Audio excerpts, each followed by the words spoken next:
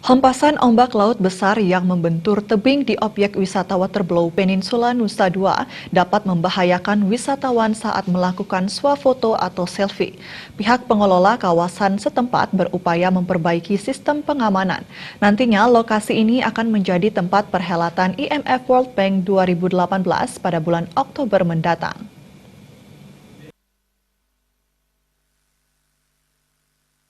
Tingginya minat wisatawan ke Waterblow untuk menyaksikan fenomena ombak laut besar yang membentur batu karang seolah tak sebanding dengan aspek keamanan yang diterapkan di salah satu destinasi wisata di Peninsula Island Nusa Dua.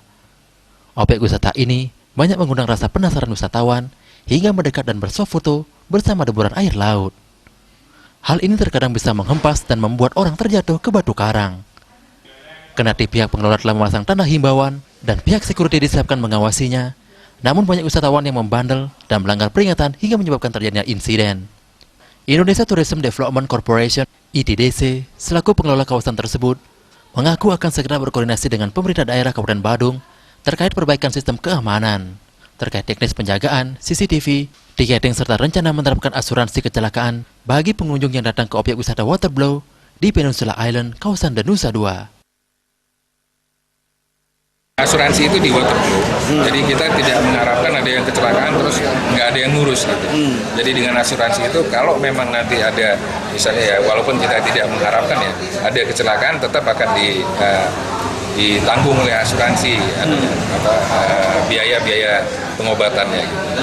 Karena kalau nggak ada asuransi itu turis-turisnya belum tentu punya asuransi, kita harus menghubungi negaranya dulu dan akan beruat. Padahal pasiennya harus penanganan cepat kan itu. Kita lagi koordinasi dengan pemerintah Badung. Apakah dengan kondisi ini ada penjagaan 24 jam, ada CCTV, ada asuransi itu nanti seberapa kompensasi yang kita harapkan kita koordinasikan.